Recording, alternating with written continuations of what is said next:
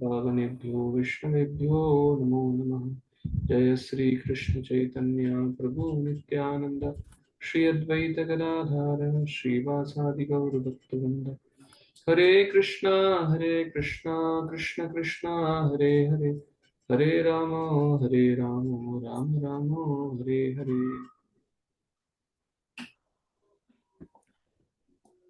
Hare Krishna. So it's audible to everyone, na? The sound is audible. Yes, Prabhuji. What we can do, Yes. because I'll be facilitating all of your this whole Bhakti Vaibhava course, and this is my first unit I'll be taking.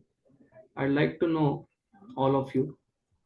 I can just briefly mention your name, then your location, geographic location, and since when you've been practicing Krishna consciousness, and your services in temple. So accordingly, all of you can come on stage.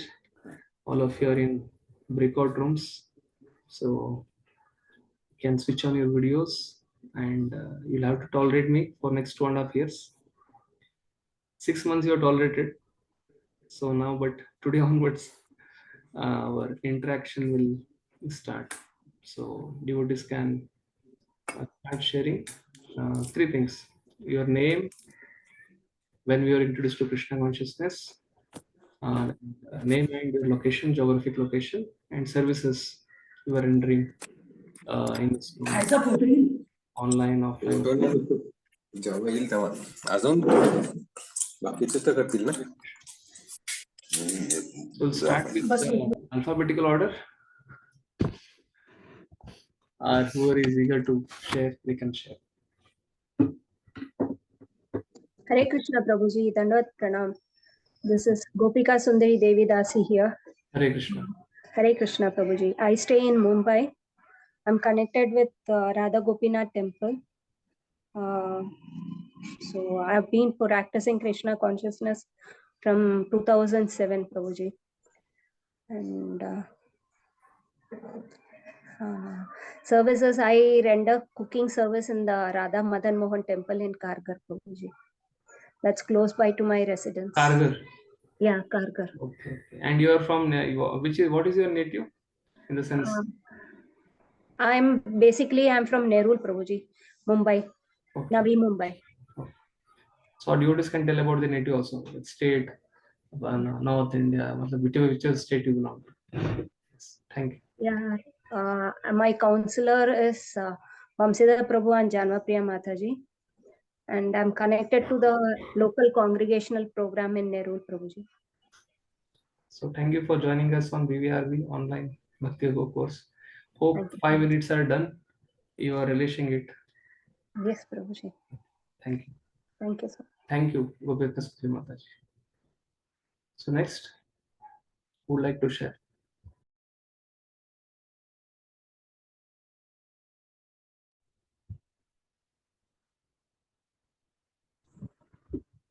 Hare Krishna Prabhuji. Hare Krishna Pranam. Prabhuji. Yes, Charanaravind. Am I audible? Yes, Prabhu. Just a second. There's some issue with my. No, you are audible. Okay, Prabhuji. Yes, Prabhuji. So, Prabhuji, I am proper from myself, Sharnarvind Das. We are residing in Mayapur. I'm proper from Belgaum, and I was introduced to Krishna consciousness in the year 2010. 2000, yeah. Came to God initiation somewhere near 2016. 8. Sorry. Yeah. Hare Krishna Prabhuji, Shriji Kumari Devi Dasi. I'm basically from Bombay, and after marriage I was at Belgaum, now residing at Mayapur, and I came in Krishna consciousness through Bhaktivedanta Hospital in year 2000, and my service is to take care of my daughter. Hare Krishna. Thank you so much. Thank you, Babu. Okay.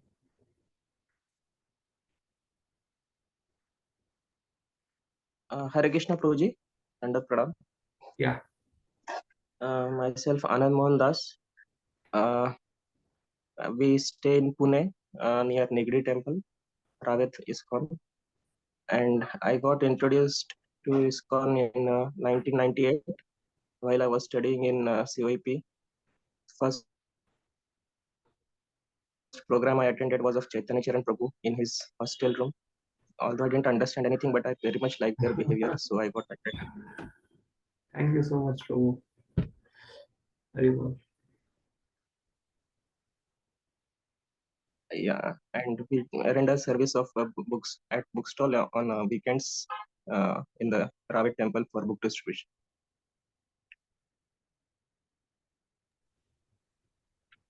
Hare Krishna Prabhuji, Dandavat Pranam. Prabhuji, I have started coming to ISKCON after my marriage. So as of now, I am also helping my Prabhuji, serving my Prabhuji in, I mean, as and when whatever service I got in temple, I would like to do that. I'm basically from Nasik, and our counselors are His Grace Jai Gopal Prabhuji and Anangoini Mataji Hare from Krishna. ISKCON NVCC. Hare Krishna. Yes. Thank you so much. Hare Krishna. Hare So we have four devotees sharing till now. So next.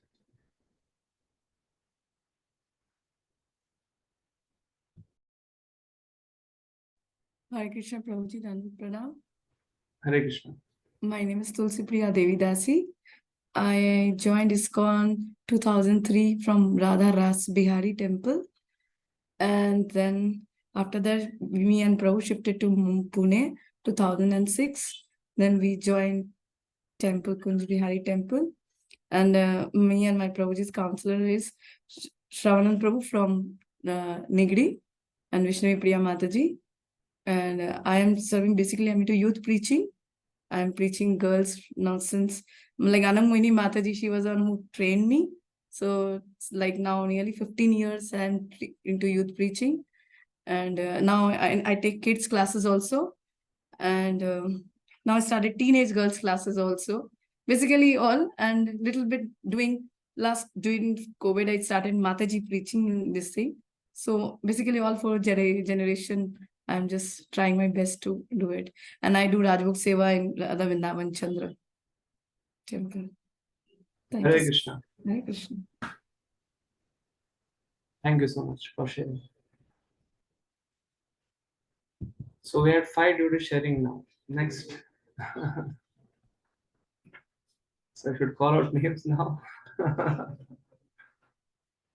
Sachin Prabhu. Hare Krishna Yes. Prabhuji, Dandavat Pranam. Dandavat Pranam. I joined ISKCON in 2018 at Nigdi Govindam Mandir, and I was first interacted with Bhimsen Prabhuji, and then Param Gopal Prabhuji and Radha Prasad Prabhuji.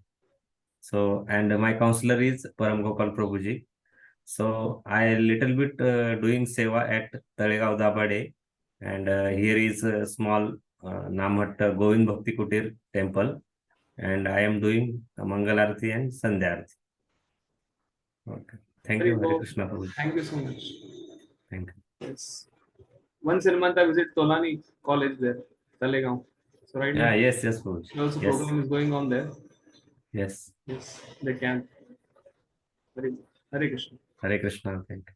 I'll just take 2 seconds of yours. I'll just close the window. The rain water is coming inside.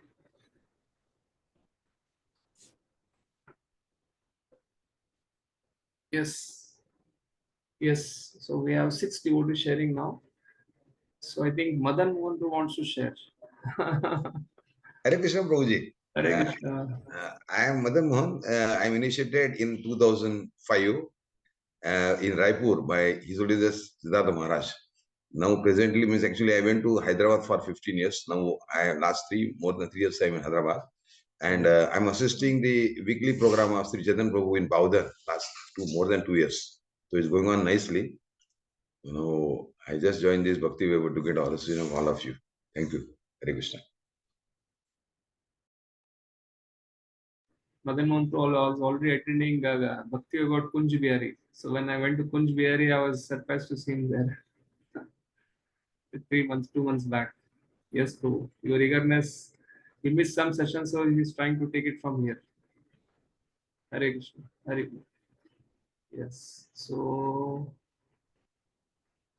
Bhaj Hari Prabhu, you would like to introduce yourself? Hare Krishna, Nanda Pranam Prabhuji. Regularly in NVCC. Yes, Prabhu. Hari Bol. Hari Bol, thank you. Hello, Hare Krishna Prabhuji. Hello, Hari Bol. It's audible, Prabhuji, please. You can Actually, I joined ISKCON in 2005, but because of my work, first of all, I met our Sundarwar Prabhu, then Kanai Thakur Prabhu in 2010. 2010 and onwards, completed Bhakti Shastri with Kanai Thakur Prabhu. Then in Kunj Bihari, I am doing the seva of back office for nearly 6 months. Then I have then there is some health issue at present now for my family. So I am not doing any seva at present, Prabhuji. Thank you very much. Hari Bol. Bhaj Hari. Yes, thank you, Prabhuji, for sharing. Bhaj Hari Prabhu's enthusiasm to learn Bhakti Vaibhava has to be appreciated. We are happy to have you in our Bhakti Vaibhava group for this study. Hare Krishna. Thank you. Hare Krishna. Okay.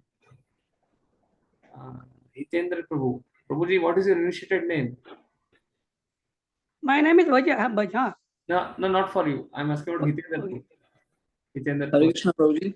My initiated name is Hemang Keshav Das. Hemang Keshav. Hari Bol. Yeah, actually, I stay at Viman Nagar, Pune. I'm connected with Kunj Bihari temple and got initiated in 2008. We have sevas during festivals like for sharing and prasad distribution in Radha Kunj Bihari temple. Yes. Thank you, Hemang Keshav. So you are at Viman Nagar, na Prabhuji? Yes, Prabhu. So you alone you are attending, or Mata is also attending this Bhakti Vaibhava? Yeah, my wife is. Okay, she is also part of this. Okay. Hare Krishna.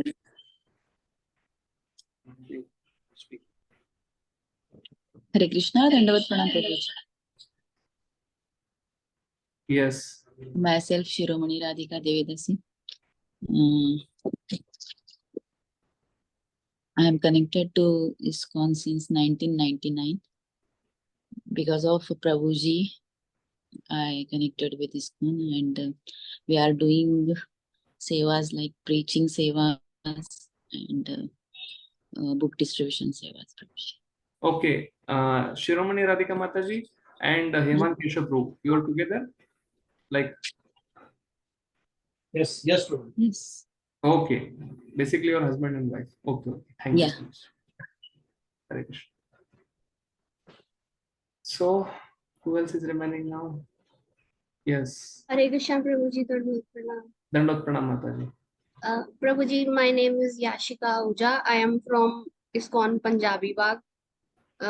I used to teach as an assistant professor in an engineering college. Currently, I am doing Garland Seva in ISKCON Punjabi Bagh and other Seva on festivals also. Yes, Mataji. We are happy to have you and also Gopika Sundari Mataji.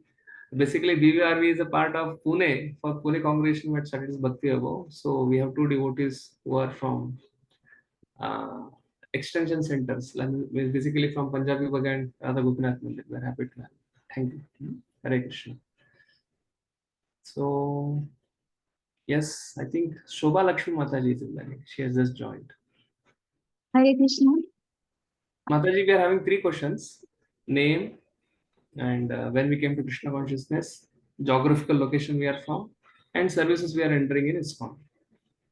Okay, my name is Shobha Lakshmi Devidasi, and I got introduced to ISKCON in 1995 around, and I am in Pune only, and I do kitchen seva, Rajbhog seva in the Kunjbihari temple. Yes, yes, yes. Actually, when we were attending national festival, one brochure had come. So in that, Sai Sudruk Mataji, your name only, na? Legal name? Okay. Yeah. So there was a list of devotees that contributed for the national festival. So I remember seeing your name there for contribution for NYF in 2005. Okay. You might have contributed some donations for that event, I think so. Yeah. Yes. So your name, Shobha Lakshmi Mata, you stay at Kunjibihari, मतलब you are connected to Kunjibihari temple.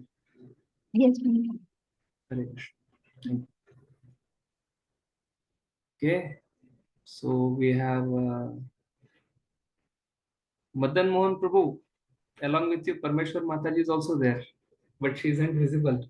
She is okay, Mataji. Yes, I saw both of you today morning in NVCC speaking with Mother Seva Prabhu. Hare Krishna Prabhuji. Hare Krishna. Hare Krishna. Prabhuji, I started my Krishna consciousness from 2003, and I got initiated in 2005 from Raipur, His Holiness Bhakti Siddharth Maharaj, and many from 2005 to 2019 we are in Hyderabad, Abbott's Temple, connected to there, rendering so many services like Rajbhog cooking and other serving in the West festivals. And last 3-4 years, before 3 years, we are joining in Pune NVCC Temple. Here also, many times I did that Rajbhog cooking seva on Sundays. And now every Saturday we are doing preaching program that with His Grace Chaitanya Chandra Prabhu. He is every Saturday coming in our society, and then that service we are doing. Hare Krishna. Hare Krishna. We are happy to have the elderly Vaishnavas in this group. Bhakti Vaibhava, Bhakti Shastri, there is so much of memorization, shloka test. So really appreciate both of you for this. You are the eldest couple in this group. So when the shloka test will start, surely we'll have some challenges, but no issue. We'll try to facilitate it properly. Okay, so all the on-site devotees are shared. We will go into breakout rooms now. The Shriji Mataji. Hare Krishna, Dandat Pranam. Prabhuji, I have some network issues, so I have switched. Yes, sound. Let your Akashvani come. Yes, Prabhuji. Prabhuji, I'm wife of Hari Prasad Prabhu, and we are staying in front of Nigdi temple, but I render services in both the temples. And I render services in both the temples. So basically, one day I do Shayan Seva, then one day Mangal Bhog in Nigdi temple, and then my basic seva is flower decoration and festival decoration for both the temples. I mean, majorly here, but then I serve there also. And then I'm Kirtan coordinator for this Nigdi temple for Mataji. We have Saturday, Sunday Mataji Kirtan slot. So I'm coordinating that. And then I have Atithi Seva, those who are coming for the first time. I'm preaching to them. And then I've done some translation also, including Trishad Patik. I was assistant translator for Trishad Patik. Then I have done... Mataji, Prabhuji does lot of seva in NVCC. The whole DT department. Yes, Raji. So 50% is coming to me from that. Yes. So, and I know, somehow I got to know that, yes, yourself, you serve in this college, na? Medical college there. No, I'm working as a professor in engineering college. So there we had Dhruva Club under Sanatan Dharma Prabhu when he was Siddharth Prabhu. So he had started in 2009, 2010. 12, 11. Yes, Manish, thank you so much. Thank you so much, Prabhu. So, yes, Ramkishore Prabhu. Hare Krishna, Prabhuji, Ramkishore Das here. So I came to Krishna Consciousness in Alabama in USA in 2007. So it is quite amazing that that is a place where there is very few Indians also.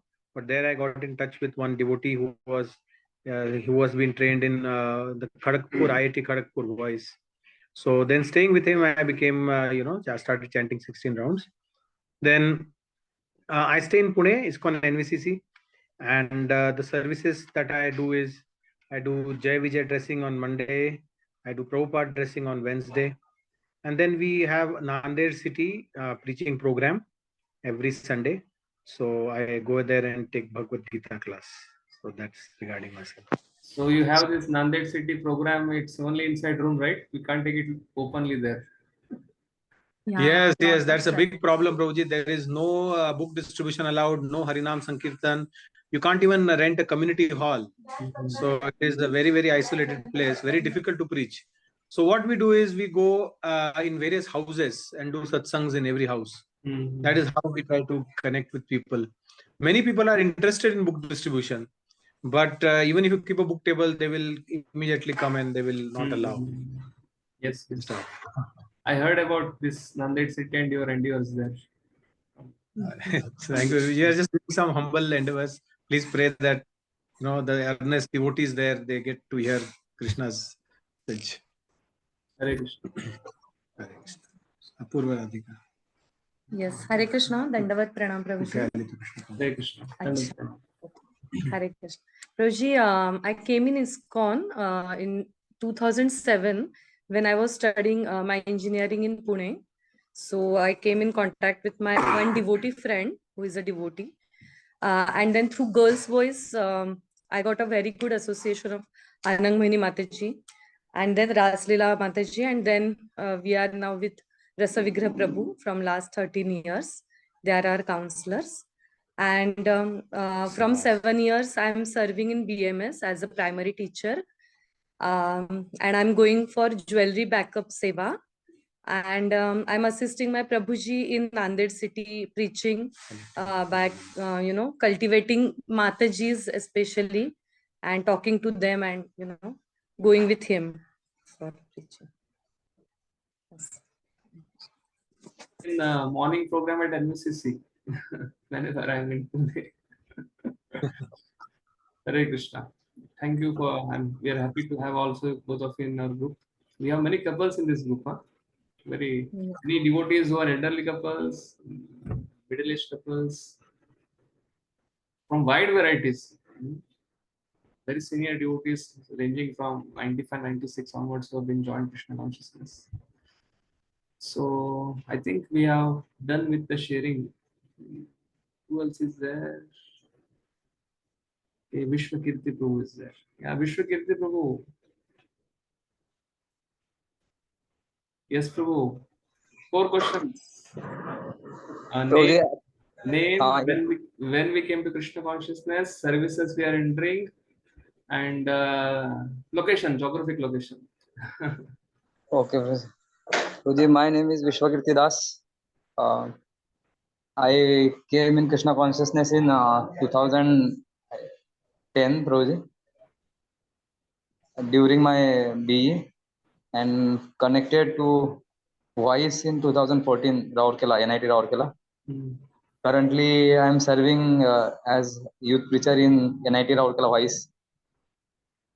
And my native, where I took birth, is Maharashtra. And I am in NIT Raurkela in Odisha. Voice, my services. Hare Krishna. Thank you so much, Vishwakirti Prabhu. You are here with us only for the first canto, right? Yes, sir.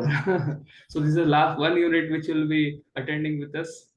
And Yes, also you are in a different batch in Bhakti BBRV with the Brahmacharis. Yes.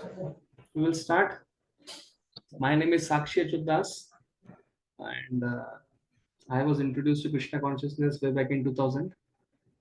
I got to know about Bhakti from my mother. She was watching Star Plus Doranpu's Atma serial, and then she used to tell me to chant, and I was like all teenagers, I used to tell yes, and never chant. And His Grace Radhesham Prabhu, through his voice preaching in 2003 when I came. So then by attending the device, I started chanting. Since then. And then since then, I have been serving with under His Grace Radhesham Prabhu in various centers. In Chennai, in Bangalore, and then in NIT Trichy. Then recently after joining, I joined ISKCON Pune in 2010. Since then, one regular service has been of going to NIT Warangal for conducting programs. Then my counselor is Sundara too. So under him, I was involved in construction of ISKCON Vella temple from scratch. Construction of that, right from the foundation. It was a different experience. And then also I've been engaged in Fulton, Jejuri, and all the village preaching, which is mentioned there, cultivating villages.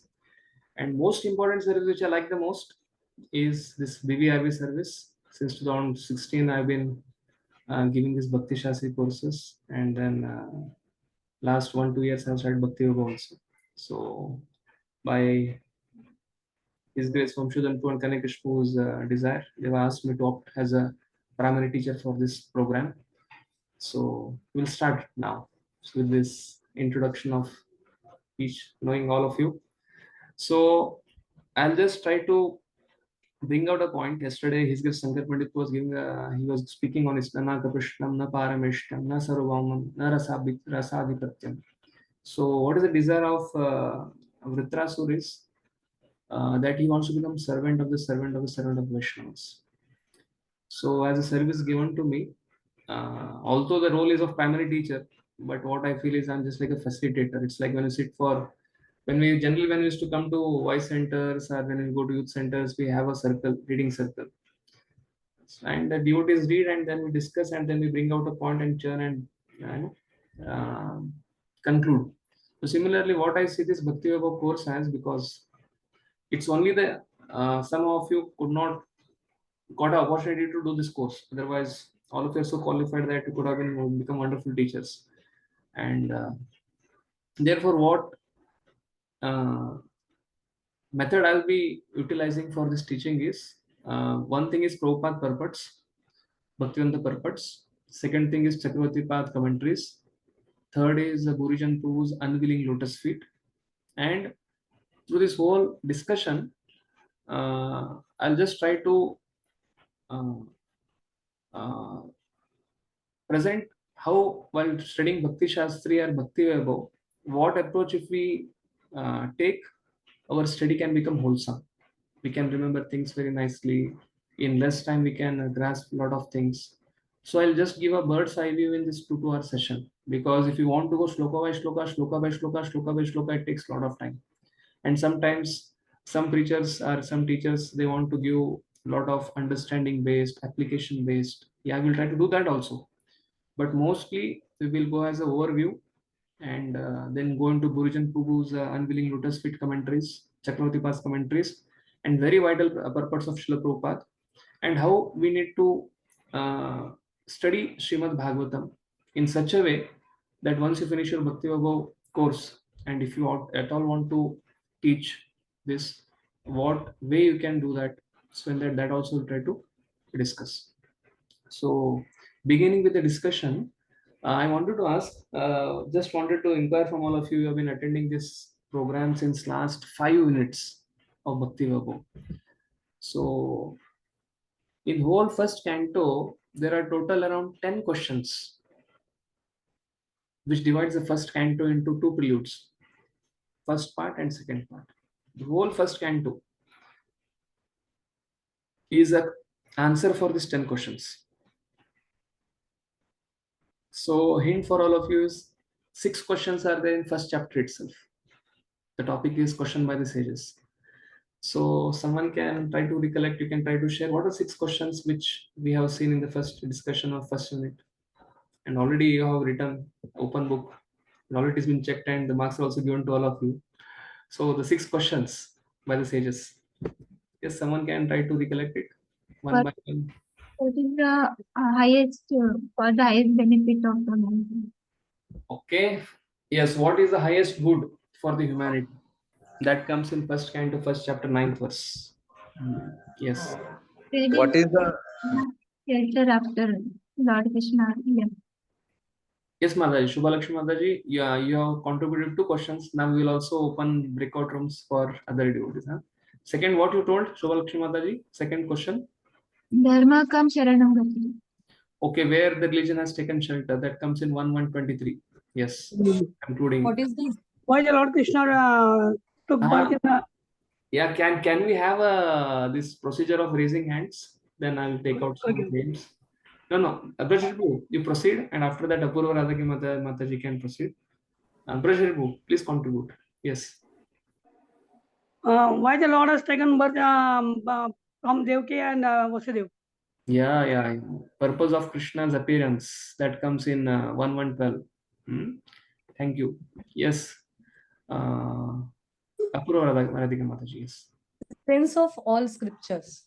Essence of all scriptures. 1111. 11th verse, first chapter. Yeah.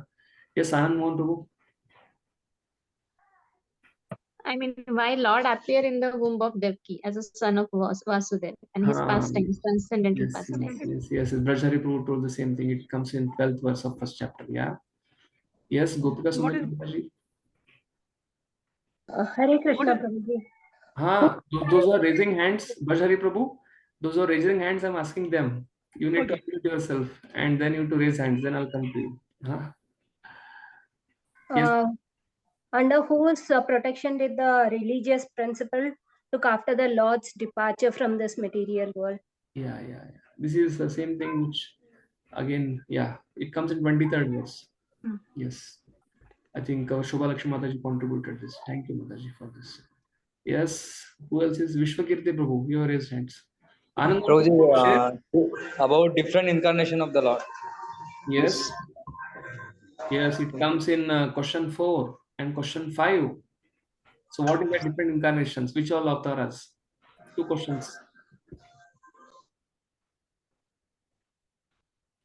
It comes under shloka number 17 and 18. Yes. Brajari Prabhu, you want to contribute? Why the Lord has taken birth? From the womb of Devaki. Yeah. Yes, thank you. What is beneficial to the society or this one? Yes, ultimate good. That is first question. Yes. So, Vishwakirti Prabhu, incarnations are Purusha Avatar. Purusha Avatar has been mentioned in 17th verse. Leela Avatar has been mentioned in 18th verse. An answer for all this, first question, it is given in second chapter, 6th and 7th verse. Savai pumso paro dharmo yato bhakti adokshaji ahituke pratiyata yatmasu prasiddhati. So it comes in 1 to 6 and 7. Second question, essence of all scriptures. Answer is told in whole second chapter. Devotional service is essence of all scripture. Vedanta with Vedakrit Vedaham. That the essence of all Vedic literature is to know Krishna. That comes in Bhagavad Gita 15.15 also. Sarvasacham Hrivisannivishto. And the purpose of Krishna's appearance, to reclaim conditioned souls who come to the mode of goodness. Those who are in goodness, sattva, to reclaim all of them. Krishna appears. And Purusha Avatar, it's explained in Krishna's appearance has been explained in 2nd chapter and 3rd chapter. Okay. I'll try to do one thing. I'll try to share the PDF with you. Now it's clear. Yeah. Hope all of you are able to see this. The purpose of Krishna's appearance, answer is given in 2nd chapter 34 to 3rd chapter 28. Ekecham sakala pumsam Krishnastu Bhagavan Swayam Indriyari Vakulam Lokam Madhayanti Yuge Yuge. Purusha avatars are explained in the 2nd chapter, 30 to 33. Madhaseva Prabhu had taken it. Sri Chaitanya Prabhu had taken till 17th or 18th verse, and Madhaseva was taking at the end. That is, he had taken this section. And Leela Avatar has been mentioned in the 3rd chapter, starting from Mahavishnu, Garbhadaksha Vishnu, Shivadaksha Vishnu, 27 different kind of avatars, and comes and it ends on Lord Krishna. That has been mentioned in 3rd chapter. And where religion taken shelter after Krishna's disappearance, Krishna Swadamopagate Dharma Dhyana Visaha Puranarko Dunoditaha Kalo Nashta Drishamesha Puranarko Udunoditaha. So Krishna's sun has risen. So that is answer 1343. So Bhagavatam has risen like sun. So these are the 6 questions and 6 answers all of you have seen elaborately. This is the first part of Canto 1. Sages of Naimisharanya ask 6 questions to Suta Goswami and he answers them. I'll share this PDF with you. This is nothing but a soft copy of our Bhagavad Subodhivani. So this I'll share with you later. And after that, if you see, the 6 questions are done here. Then from the 4th chapter, again the sages asks 4 questions to Sutta Goswami. And we are here. So the first question, anyway, I'm presenting it here, so I'll not try to ask all of you. The first question is 143. Why Srimad Bhagavatam is compiled?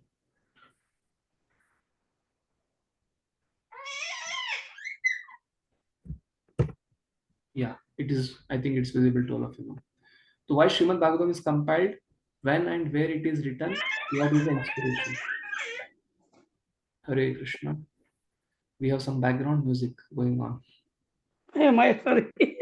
Okay. You can mute yourself, Prabhuji. Yes.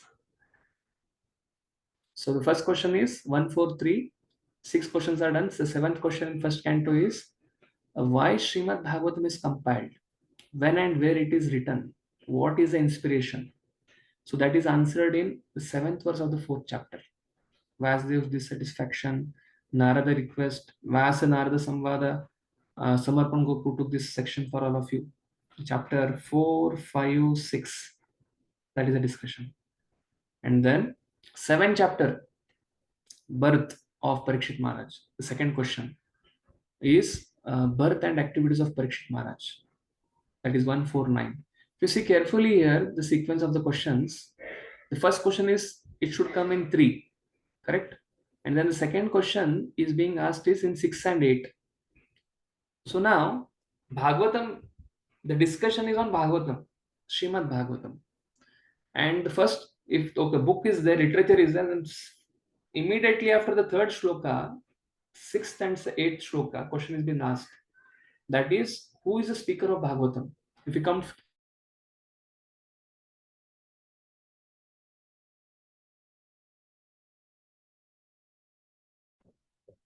Krishna Prabhuji, we are unable to hear you, Prabhuji. We are not able to hear you.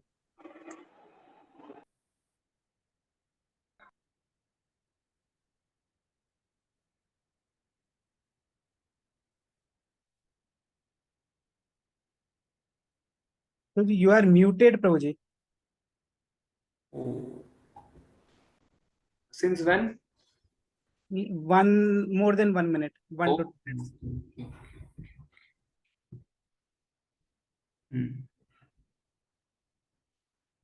Yeah. So what I was trying to tell is 6 questions come in the first chapter. The remaining 4 questions comes in the fourth chapter. The first question in the 4th chapter is discussion on Bhagavatam. Why Bhagavatam is compiled and who compiled it. And the theme is Narada Vyasa. Vyasa was dissatisfied. Narada Muni came and told, you are trying to do bridge preaching, try to directly glorify Lord. And then Vyasadeva compiled. See, Vyasadeva had compiled Shruti, Smriti, Nyaya. In Shruti, all the Brahmanas, Aranyakas, Samhitas, Upanishads for Grahasthas, for Brahmacharis, for Anaprasthas, for Sannyasis.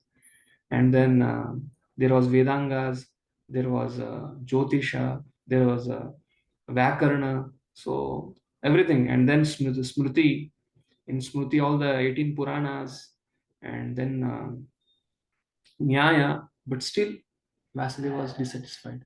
Then he gave a commentary on Srimad Bhagavatam. That is the origin of Srimad Bhagavatam. So once Bhagavatam is there, so who spoke Bhagavatam? Sukadeva Goswami. That is the second question. That is coming in 6th to 8th verse. Who was Sukadeva Goswami? I'm highlighting it here. And how was he perceived in Hastinapur? Because Sukadeva Goswami, as soon as he was born, he was like Avdut. He was undisturbed. He was not in bodily consciousness. Directly, because 16 years he was in the womb of mother and directly started walking. And Vyasa started following him. So therefore, when somebody doesn't dress, or he does niggardly, or he dresses in any direction, then everybody starts throwing stone. They start disrespecting him. So that is how Sukadeva Goswami is perceived in Hastinapur. And how he met Parikshit Maharaj. Why he met Parikshit Maharaj? How both of them met? Because Sukadeva Goswami is a renunciate of the first order, and Parikshit Maharaj is the king. Like Chaitanya Mahaprabhu didn't want to meet Prataprudra, but somehow on the request of so many devotees, Chaitanya Mahaprabhu met Prataprudra. So how Sukadeva Goswami met Parikshit Maharaj? That is a question. So he met because when Parikshit was cursed on the bank of Ganga, Parikshit was sitting with all the elderly Vaishnavas like Vasudeva, Narada, all the people from all the whole universe had come, and there Sukadeva Goswami appeared. That is the answer. That is going to come in 18th and 19th chapter. That is a part of our discussion in this unit, 6th unit. So we're going to discuss on question 4. And then after that, so when the speaker is there, Bhagavatam is there. First question is on Bhagavatam. Second question is on speaker. How the speaker met the audience, the Shrota, that is the hearer. And who is the hearer? Parikshit Maharaj. So that comes in 9th question. Birth and activities of Parikshit Maharaj. And in 2 parts, birth, that you discussed in 7th to 12th chapter.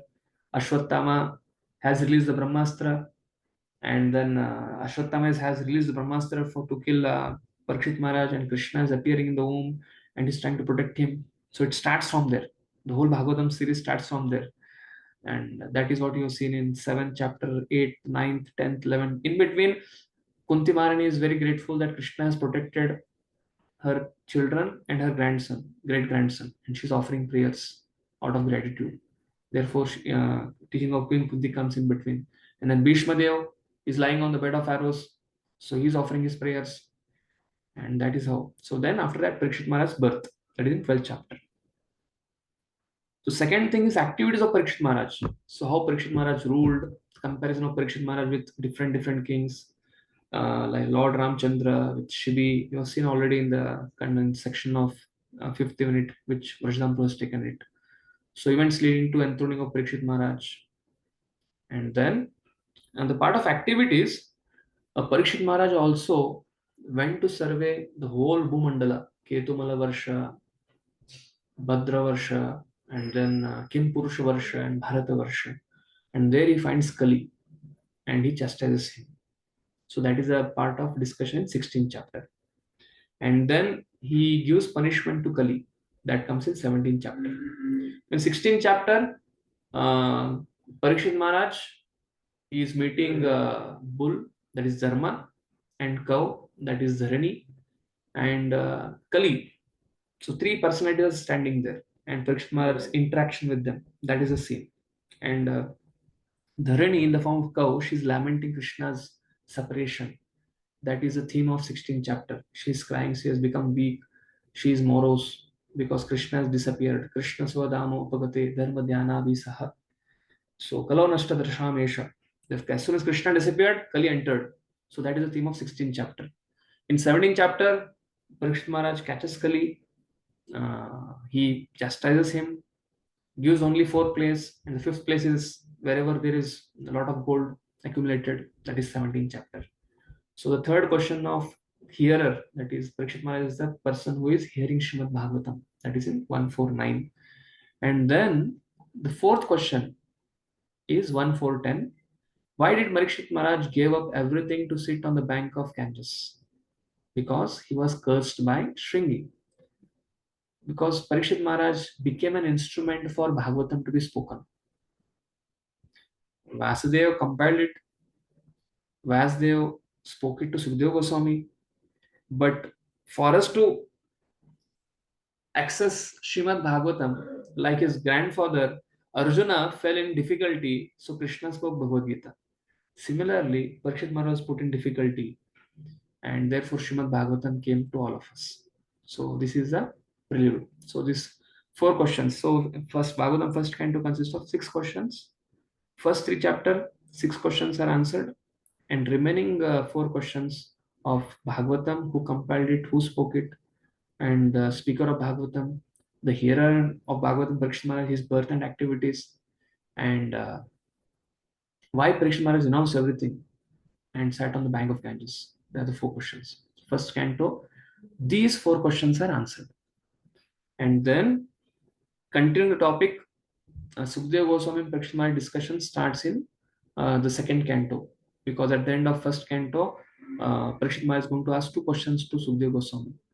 What is the duty of a person, people in general, Anybody who's born as a human being, what's his duty? And especially second question is the duty of a dying person. These two questions. And these two questions take us to the second canto, or in general, the whole Srimad Bhagavatam. So Bhagavatam is about questions, answers, questions, answers, question, answers.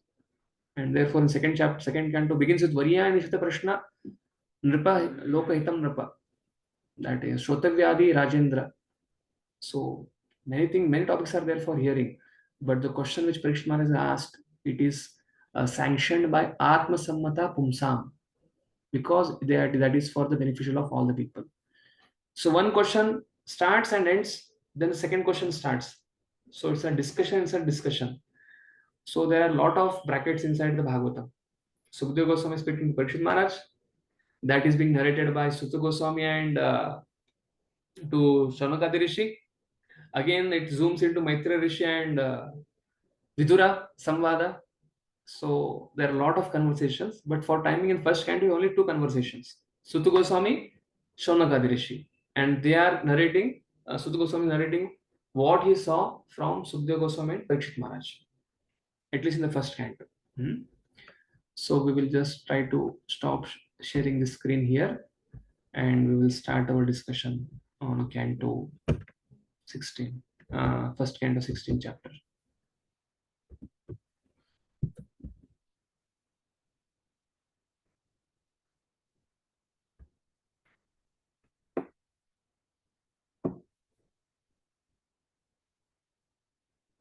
So Chakravartipal mentions about the whole theme in his commentary.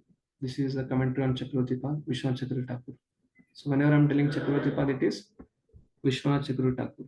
So chapter 16. So highlighted in yellow, he speaks in the 16th chapter, the victory tour of Parikshita, the question by the Dharma to the earth, and the earth's lamentation about separation from Krishna described. The 16th chapter has these three themes. Shubhodini has categorized into many themes, short themes. Yeah, 1, 2, 3, 4, 5 themes. But Chakravartipal mentions three themes. Parikshit Maharaj's victory tour, and then Dharma.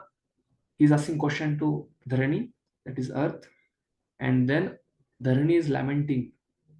Why Dharani is lamenting? It's going to come in the chapter, but just I'll tell. Krishna had 16,108 queens, and Krishna went from Krishna was in Dwarka, Krishna was in Mathura, Krishna was in Vrindavan. For some time, Krishna was in Vrindavan, but when he left Vrindavan, the Vrajvasis were in separation. He came to Mathura. And when Krishna came to Mathura, from there he fled to, it's a Leela. From there he went to Dwarka. Where is the door? Dwarka. And from Dwarka, so he was not in Mathura physically.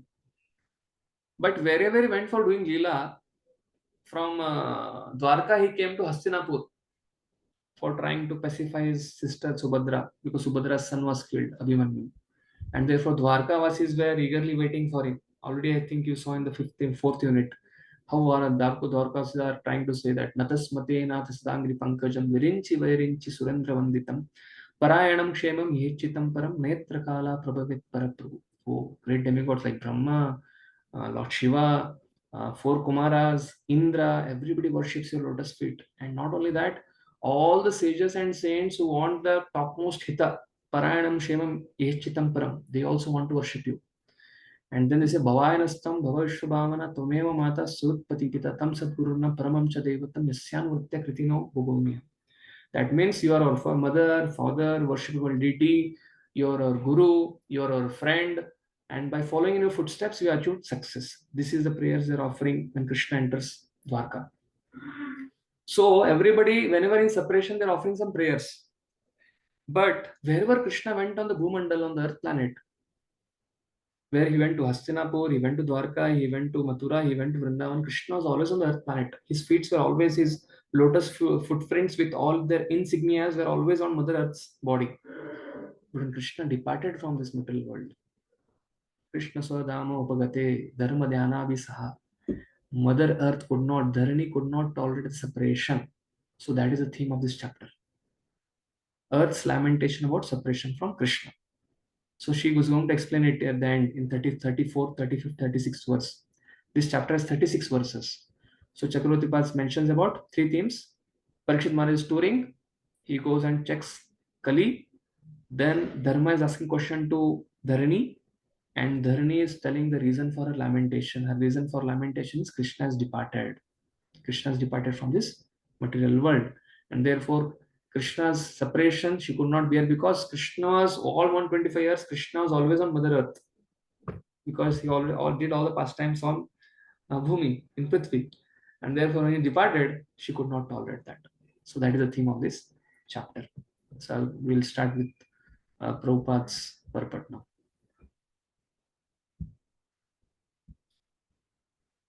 So these are the 3 themes that Parikshit Maharaj's victory tour. So we'll start with the shloka. Some shlokas we will try to recite. Some shlokas we will try to read the translation. Sutta Yuvacha Tata Parikshit Dvija Varya Sikshaya Mahim Mahabhagavata Sasashaha Yata hi Sutyam Abhijata Kovida Samadishan Vipramahad Gunastata. So Sutta Goswami is telling, continuing, Pandavas have departed.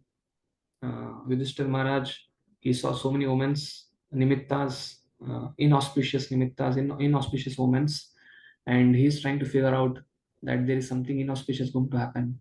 And then Arjuna comes with a very pale face, and he has been defeated by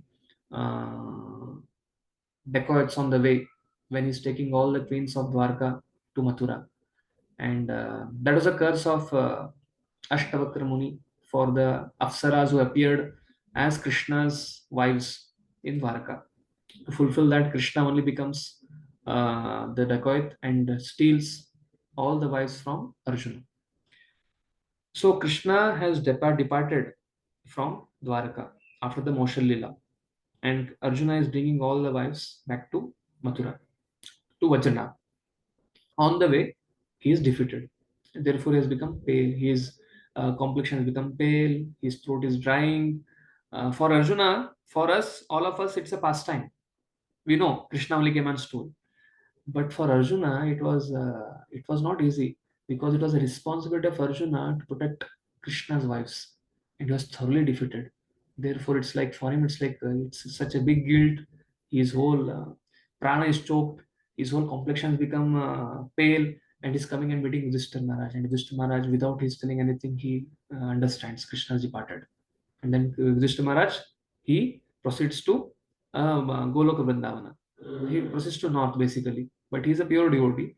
Chakravarti mentions about all these personalities. They all went Golok Vrindavana. So after that, the focus is shifted on this.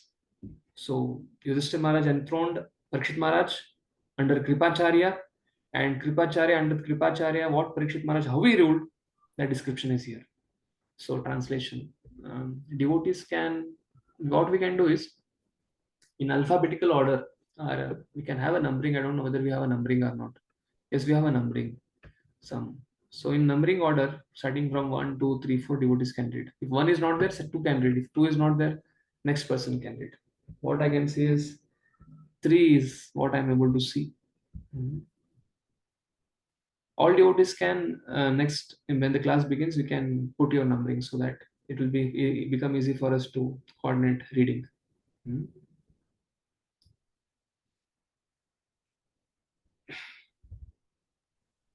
Prabhuji, 1 is there.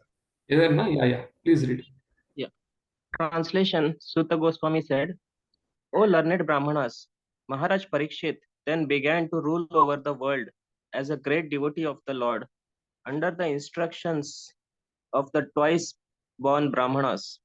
He ruled by those great qualities which were foretold by expert astrologers at the time of his birth. So when Parikshit appeared in the previous chapters, in 12th and 13th chapter, so his kundali was made by Yudhishthira Maharaj with the expert consultation of all his ministers, and the glorification of Krishna was done there. That he's going to become like Lord Ram, like Shri Maharaj. He is going to be in Dharma equal like Yamaraj, or like that. So many descriptions were there. So now Parikshit Maharaj is exhibiting that. So Prabhupada tells in the purport, what theme I have followed in the purport is, yellow means highlighted points, blue means application points, and green means some important points which Gurujan Prabhu mentions in Unveiling the Lotus Feet. Okay? Yes, these are three colors which I'll be using in this whole discussion. Yes, someone can read. Yes, Prabhu, continue. Anand Mohan Prabhu. Whatever is highlighted in yellow, you can start reading. Yeah. Maharaj Parikshit developed all those qualities, being a great devotee of the Lord. The real qualification is to become a devotee of the Lord, and gradually all the good qualities worthy of possession develop. Maharaj Parikshit was therefore a devotee of the first order, and thus he used to consult great sages and learned Brahmanas who could advise him by the Shastras how to execute the state administration. Their rules and regulations were standard and without flaw or defect. The state would get the best advice without expenditure. They themselves were Samadarshi, equal to everyone, both man and animal. They would not advise the king to give protection to man and instruct him to kill the poor animals. Yes,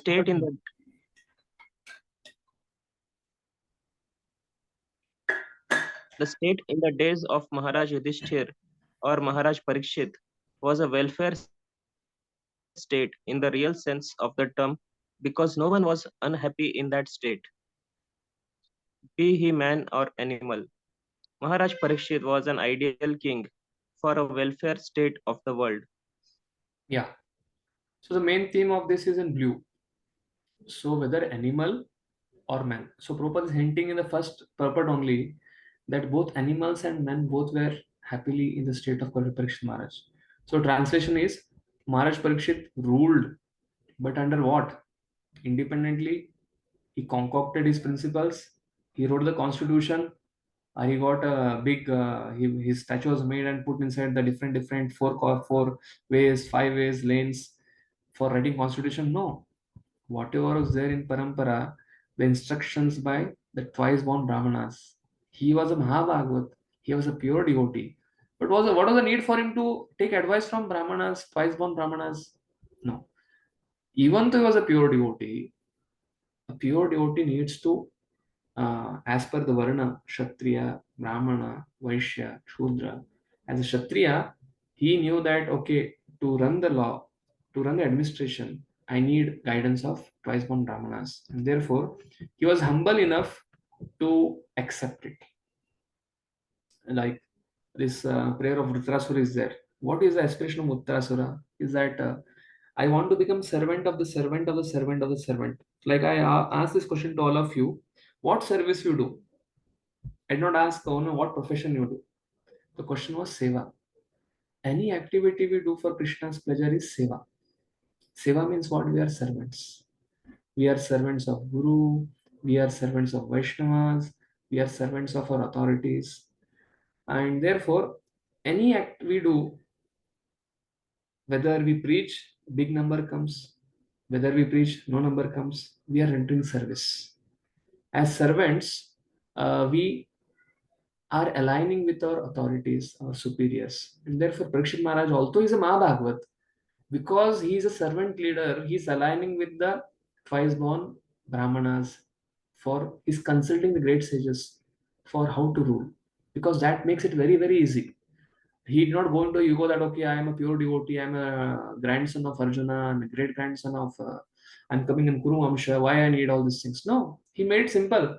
This is not my portfolio. Brahmanas are there, they know all the Shastras, Manu Samhita, this, that, everything. So let me just consult them and just rule according to that. So similarly, but when we become devotees, when we spend some time in Krishna consciousness, we may become expert in some field, but that should not make us stop us from consulting those who are good at some other thing. So therefore, we should open our mind, and like Parikshit is consulting here, So we should also try to consult, because that by that we can advance in Krishna consciousness very, very amazingly. And most of the time the managerial issues, why they pop up? Because of not consulting. This is the reason. So one of the things Prabhupada mentions here is Parishnaras consulted. And what was that? The consultational constitution of the Brahmanas was not like, the present modern day executives, which is modified again and again, again and again. No. Manu, Yajnavalkya, Parasara, and the enactments were all suitable for all ages in all places. Therefore, the rules and regulations were standard and without flaw or defect. But the modern rules and regulations, Prabhupada writes here, such great claims were more responsible than modern elected executive heads, because they oblige the great authorities by following their instruction left in the Vedic literature. But what modern day people say? There was no need for impractical fools to enact a daily new legislative bill and to conveniently alter it again and again to serve some purpose. We see so many sections mentioned in Constitution. Time and again, to eat some money or to convey, to as per the convenience of the politicians, it is done. But then again, after that, it is again dissolved. So much of mess is made. And the whole thing comes in news, in media, and so many things, 50, 60 years, the same thing is going on. India-Pakistan border, India-China border, not yet solved. So that was not the way the rules and regulations as made by Manu, Yajnavalkya and Parasara. And this council of Brahmanas did not take any salary. That was the first thing.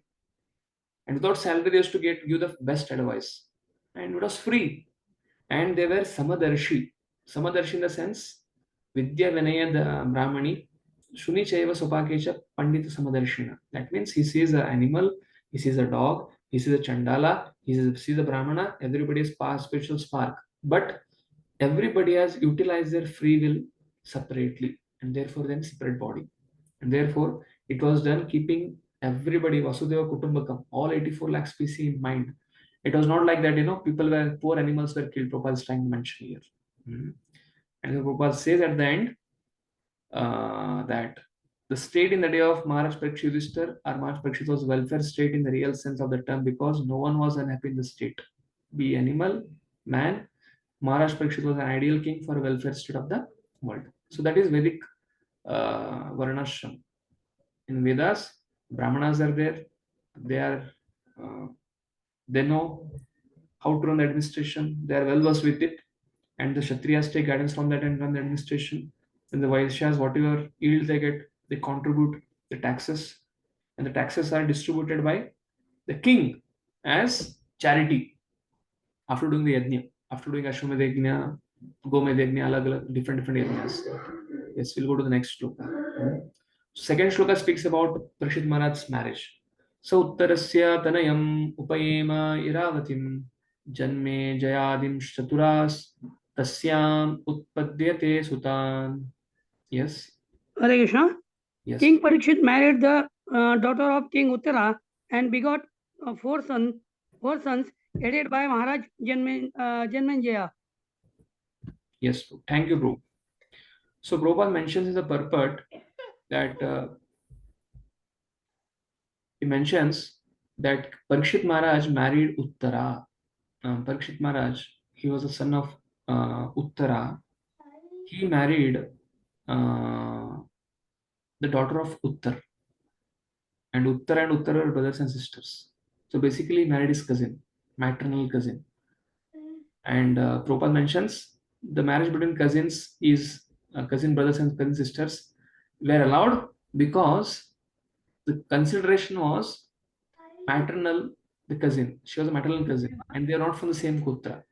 So in Vedic system of marriage, the importance of Gotra is mentioned. If Gotra is different, one can. Hare Krishna Bhajari Prabhu, can you mute yourself? Sorry. Yeah.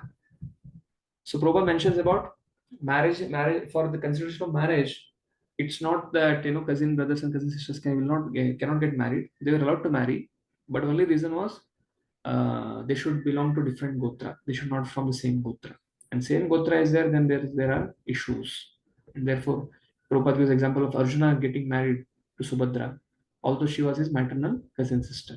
And Prabhupada highlights on Janmejaya Janmejaya was the son of Parikshit. When he got to know that, Takshaka had killed him, so Janmejaya took a vow. He took a Sarpa Yajna to kill Takshashila, to kill Takshak. So he invaded Takshashila, known as Ajanta, and he made a Yajna, Sarpa Yajna, and to kill the whole race of serpents. It comes in Brihad Bhagavatamrit. Introduction, it starts with that. And Takshaka, which had beaten his father to death, he wanted to kill him also. But then all the demigods, Brahma, and different personalities, they came and requested Janmejaya, this is not the way, because Bhagavatam had to come. Therefore, your father Parikshit was become medium for the Bhagavatam to come. And therefore, we cannot just blame this Takshaka for that.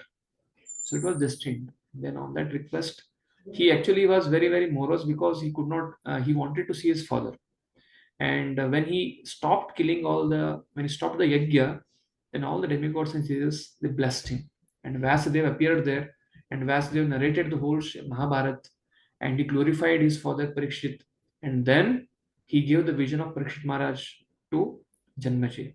So Janmejaya got the darshan of Parikshit Maharaj, he spoke with him, and then Parikshit Maharaj blessed Janmejaya, and then he departed back to the spiritual world. And then he was very fully satisfied. Being fully satisfied, he most munificently gave charity to the Brahmanas present at the sacrifice. Although sacrifice was not fulfilled, Takshak was not killed, but Vasudeva, he interfered. He gave him the vision of Parikshit Maharaj, and he became satisfied. Third shloka. Ajaharasvamedam strin gangayam buri dakshinan saradvattam gurum kritva devayatrakshi gocharaha. Yes. Translation.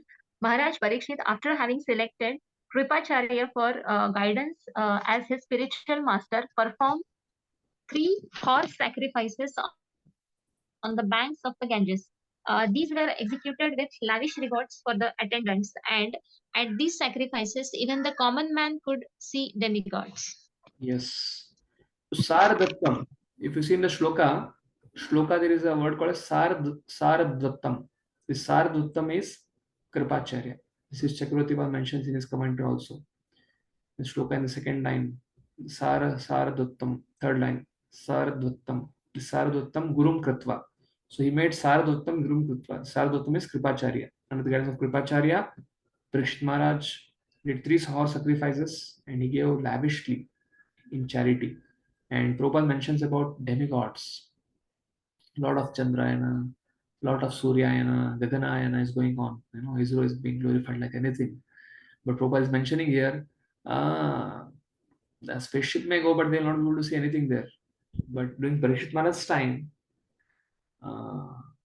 demigods used to come to the Bhumandala and used to take part in the sacrifice. That is what Prabhupada starts the purport with. Interplanetary travel by the deities of higher planets is easy, provided the king is very, very religious and is very, very pious, and he is doing sacrifices. Then the demigod also come to bless him. So we observe that demigods from heaven used to visit this earth to attend sacrifices performed by influential kings and emperors in the Vedic times. And herein, the time of horse sacrifice ceremony of Maharaj Parikshit, demigods from other planets were visible even to the common man due to the sacrificial ceremony. That was the power of Parikshit Maharaj. That was the purity of Kshatriyas, Brahmanas, Vaishyas, and Shudras. So Prabhupada writes, demigods are not generally seen by common men, as the Lord is not visible. So like as we cannot see Lord Krishna, Lord Vishnu, similarly demigods cannot be seen. They are empowered beings. But by his causeless mercy, as the Lord by his causeless mercy descends to be visible to the common man, the demigods also become visible to the common man by their own grace. Also celestial beings are not visible to the naked as the inhabitants of this earth. It was due to the influence of Maharaj Parikshit that the demigods also agreed to be visible. So this is the power of Parikshit Maharaj, that common man used to see demigods, Indra, Chandra, Varuna, Kubera, everyone. So Prabhupada mentions again, Parikshit Maharaj spent very lavishly in this sacrifice. He gives the analogy of cloud and rain. The king used to spend lavishly during such sacrifices as the cloud distributes rain. How cloud gets the rain? Generally sun is there, sun evaporates the water from the ocean, and then it makes cloud, and then cloud again pours the water back to the ocean, to the earth, everything. Similarly, king takes the taxes from the Vaishyas, Kshatriya, and then he uses that lump sum amount and does sacrifices for the benefit of the public, and then he rewards the Brahmanas, common public, and for them he does that charity. So similarly, charity made by the king in such sacrifices, but another form of the tax collected from citizen. But as the rain falls down very lavishly and appears to be more than necessary, charity made by such kings are also seems to be more than what the citizens need. So even for a king like Maharaj Parikshit, there was a need of spiritual master for guidance. Without such guidance, one cannot make progress in spiritual life. And the spiritual master must be bona fide, and one who wants to have self-realization must approach and take shelter of a bona fide spiritual master to achieve real success. So Prabhupada concludes the purport with this. So how this, whenever I'm putting something in blue now, these are application points. So all of us, we take Diksha, we have our spiritual master, and most of the time spiritual master is in a particular project and we are in different project. So how to apply these principles in our life? Most of the time, most of the spiritual master, when they say, whoever is a local authority there, whoever is whoever is able to take management and like a president or immediate authority who is there, the whole system has been made. So this is all has been made so that all of us can function in a very, very proper way. Parikshit Maharaj, a pure devotee, is consulting Brahmanas. Because why? That makes things very simple. Mind remains cool. If there is a managerial issue, because we are under the authority, therefore authority takes the responsibility. If there is something like that, okay, it goes hierarchy. But temple president, he consults his GBC, GBC consults main GBC chairman. But immediately, if you want to take some decisions, what happens is we become responsible for that.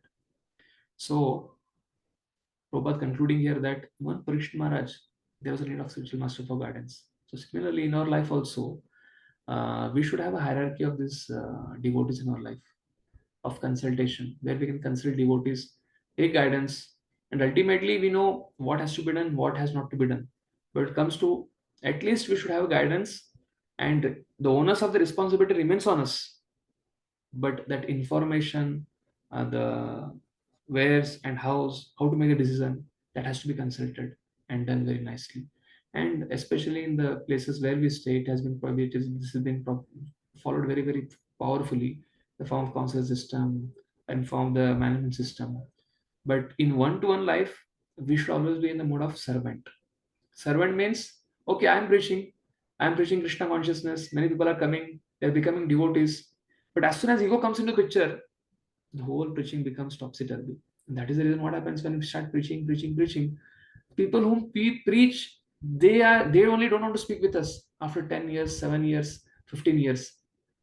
Why? Because this system has to be made very, very, very powerfully.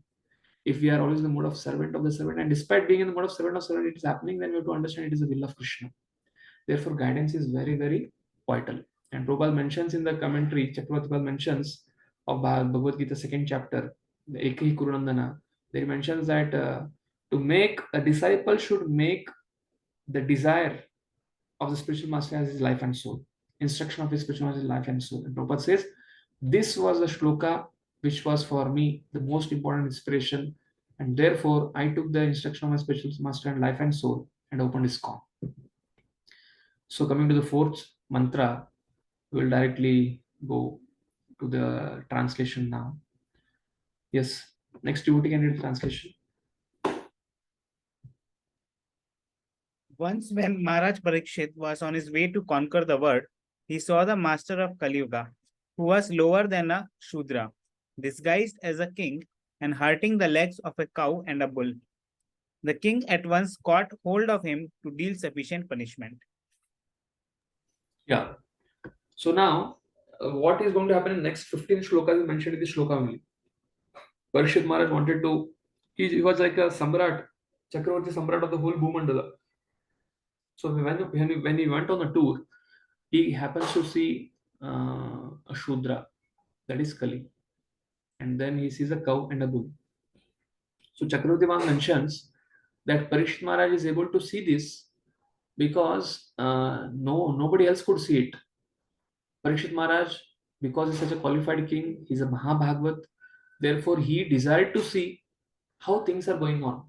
His management was so powerful, Prabhupada mentioned the purport, that Kali entered the kingdom, his sensor was so strong, just Kali started, immediately he got the indication and he went on the tour. And Chakravarti mentions, only Parikshit Maharaj could see through the vision of Samadhi. Nobody else could see it. Now Kali, how we can see personification of Kali Yuga as a person? How we can see the personification of Dharma as a bull? How we can see Mother Earth as a cow?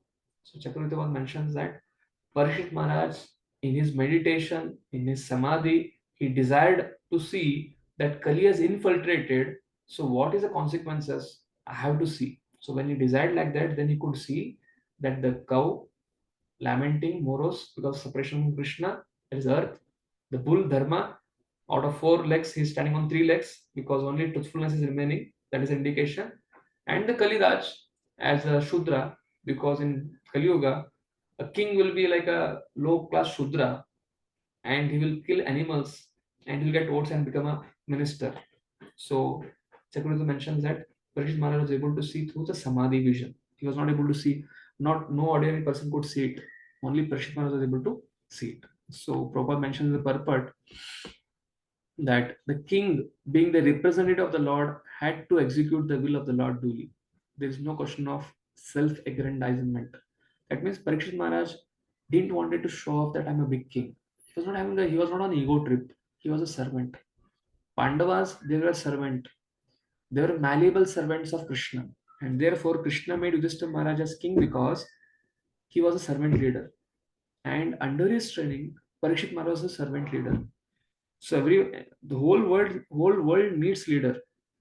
But if the leader thinks that I'm a leader and my way is a highway, then subordinates become crumbled. Their whole opinions become chutney. And that is how most of the problems start. But because Parikshit Maharaj didn't wanted to show himself as a big king, but he wanted to show that I'm a servant. And therefore he could rule this world. Therefore, moment Kali entered, Parikshit Maharaj got a sensation. So Mahaprabhupada writes here, the purpose of kings going out to conquer the world is not self-aggrandizement. Someone can read. Anushpo, can you read this till the whole purport? Yes, Prabhuji. From the king being. From here, starting. The purpose of a king's going out to conquer the world is not for self-aggrandizement. Maharaj Parikshit went out to conquer the world after his ascendance to the throne, but this was not for the purpose of aggression on other states. He was the emperor of the world, and all small states were already under his regime. His purpose in going out was to see how things were going on in terms of godly state. The king, being representative of the Lord, has to execute the will of the Lord duly. There is no question of self-aggrandizement. Thus, as soon as Maharaj Parikshit saw that a low-class man in the dress of a king was hurting the legs of a cow and a bull, at once he arrested and punished him. The king cannot tolerate insults to the most important animal, the cow, nor can he tolerate disrespect for the most important man, the Brahmana. Human civilization means to advance the cause of Brahminical culture and to maintain it. Cow protection is essential. There is a miracle in milk, for it contains all the necessary vitamins to sustain human physiological conditions for higher achievements. Brahminical culture can advance only when man is educated to develop the quality of goodness, and for this there is prime necessity of food prepared with milk, fruits, and grains. Maharaj Parikshit was astonished to see that a black Shudra dressed like a ruler was mistreating a cow, the most important animal in human society. The age of Kali means mismanagement and quarrel.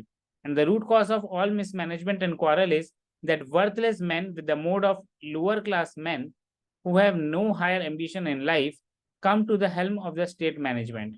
Such men at the post of a king are sure to first hurt the cow and the Brahminical culture, thereby pushing all societies towards hell. Maharaj Parikshit, trained as he was, got the scent of this root cause of all quarrel in the world.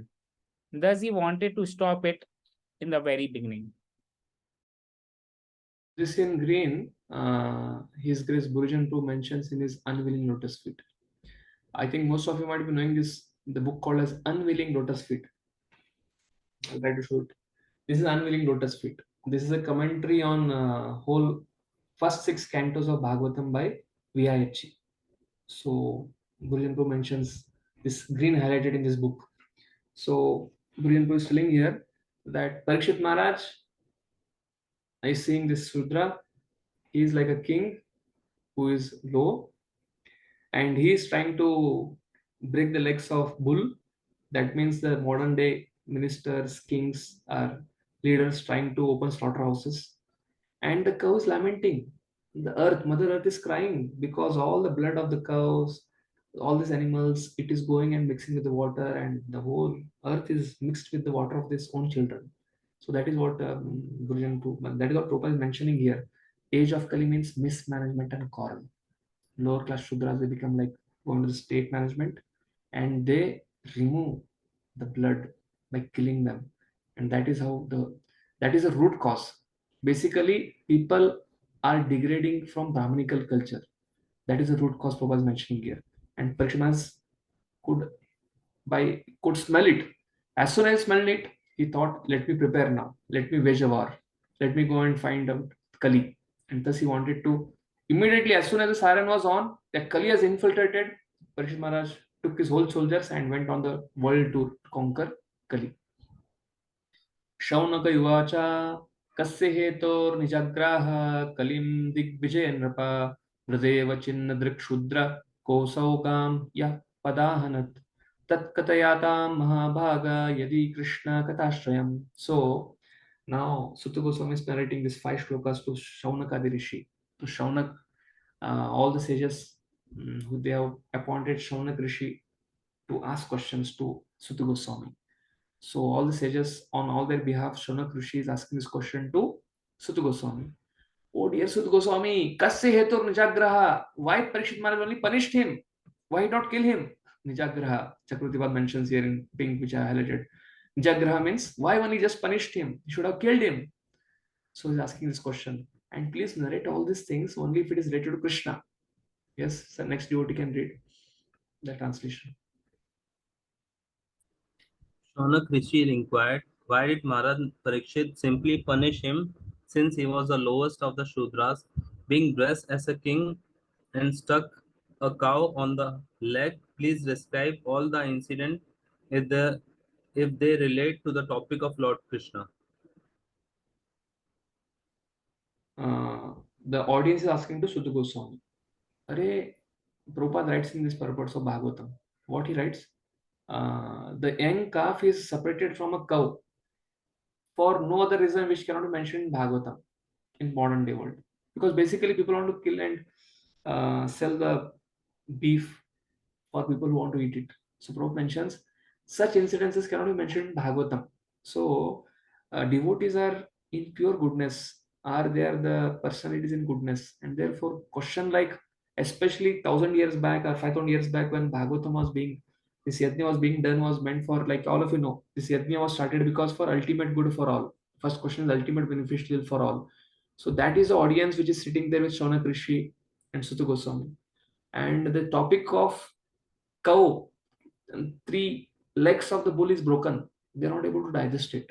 And therefore they are telling, why such a rascal Kali was just punished? Why not he killed? Why he should have been killed by Parikshit Maharaj? That was the first question. Why he was just punished? Second question, we don't want to hear such things of killing of cow or beating or breaking the legs of the bull. But if there is any connection with Krishna, we want to hear it. That means it's not that they're against violence. Violence in connection with Krishna, they want to hear. Therefore, this is the essence. The second question, tell us the essence of all scriptures. So therefore, the audience is telling Shaunak Rishi, Sonakadi Rishi, they are telling that if this is having any connection with Krishna, we want to hear. So this should be the barometer or parameter for us also to hear any message. Yes, Prabhu, please read. Can you read this one? In yellow.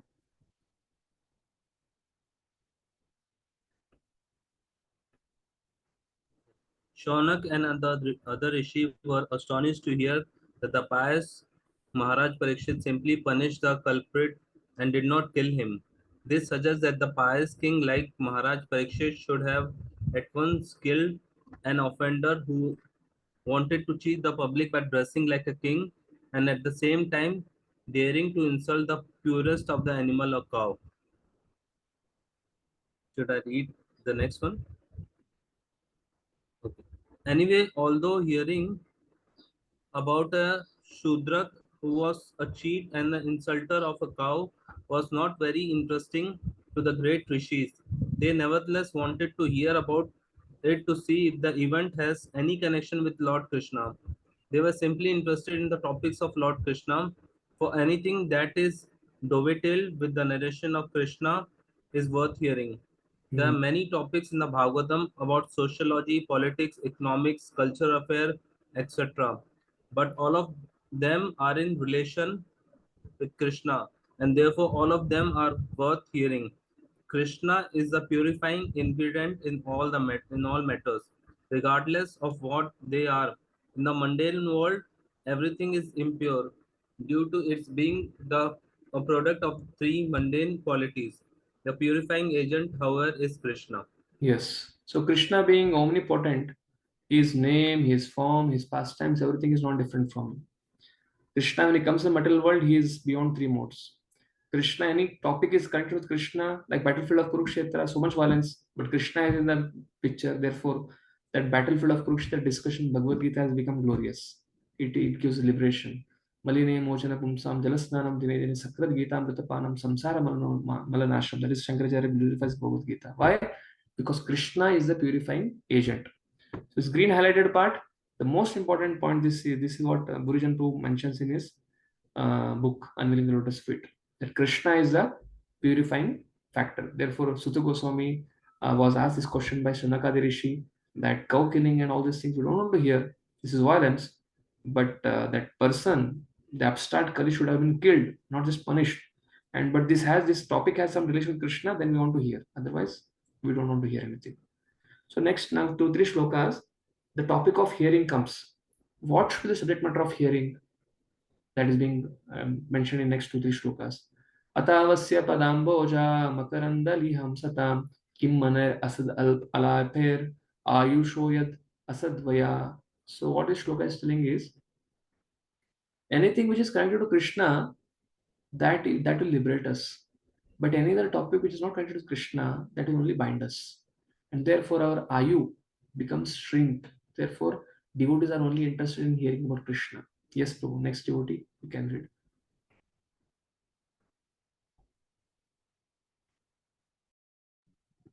Hare Krishna. The devotees of the Lord are considered.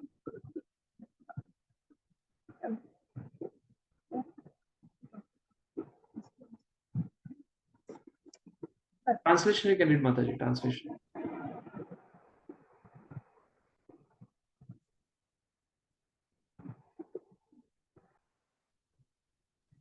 Hare Krishna, you are able to hear, Prabhuji? Yes. You can read this one. Highlighted. The devotees of the Lord are accustomed to licking up the honey available from the lotus feet of the Lord. What is the use of the topic which simply wastes one's valuable life? Purport. Lord Krishna and his devotees are both on the transcendental plane.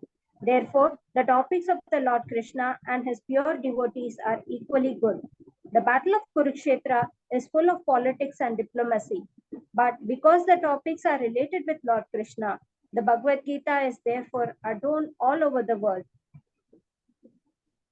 There is no need to eradicate politics, economics, sociology, etc., which are mundane to the mundaners.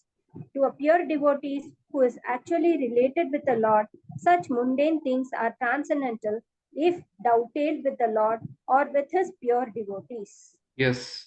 So because this topic is being discussed in relation with Krishna, Mahabharata speaks about sociology, politics, economics. So many things are there in Mahabharata.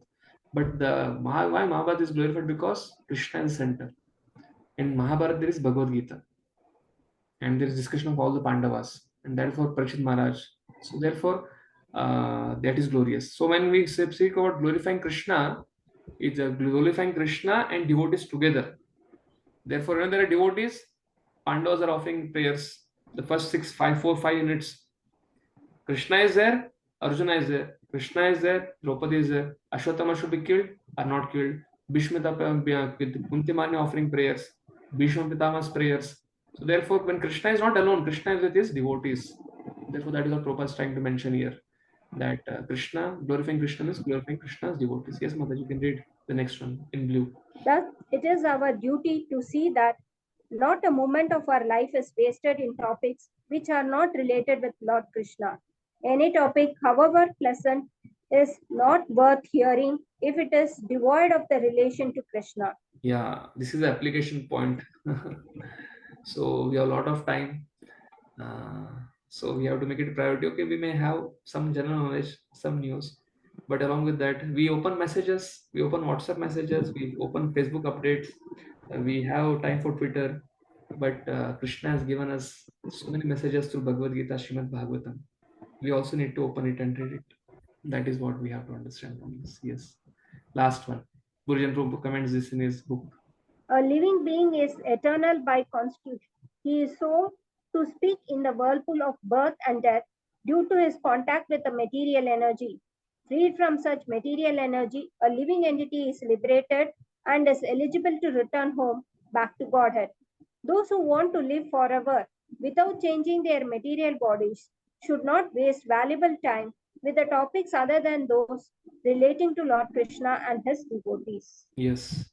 So, Gurujan Prabhu comments in his book of Unveiling the Lotus Feet on this shloka that same section comes in Bhagavatam 2nd canto, 3rd chapter, 17th verse onwards. Ayur hariti vaipumsam udyanastam chenaso yat shanonita uttama shloka vartaya. That means those who are interested in hearing about Krishna, the setting of the sun and rising of the sun will not steal their life. So Chakravarti gives an example of when a farmer goes to farm and he wants to sow some paddy grains or some sugar cane. Basically, for sugar cane, he cuts sugar cane into 5-6 parts and puts it there, and big sugar cane comes.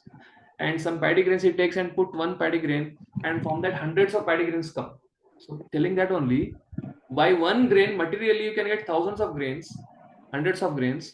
Similarly, if you give some time to Krishna, Krishna can give eternal time. This is what Chakravarti mentions there. So similarly, this atavasya padamboja makarandam liyam satam kim manere asad alper ayushad asadvaya. So unnecessarily we should not toil our time in reading or hearing some other topic. So basically, we may do many things, but at the end of the day, we need to read some Prabhupada books every day, at least at our level. Yeah. Shudrayusham nranam anga martyanam mritamichatam ihopahuto bhagavan mrityu samitra karmani. So here, Ritam in this shloka, in highlighted pink, if you are able to see the screen, Chakravarti mentions Ritam as Krishna, connected with Krishna. Because Martyanam Ritam Ichchatam, if a person who is embodied, who is having a body, if it doesn't desire Krishna, then there is no use. So what the sages of Naimisharanya did is they invited death personified for that meeting. For what? The Bhagavatam class, for the Bhaktivedanta class. So when death personified Yamaraj comes and sits in the Bhaktivedanta class, then a person might be having Akala Mrityu also, he will also not die. So that is what the shloka speaks about. Yes, next devotee can read this one.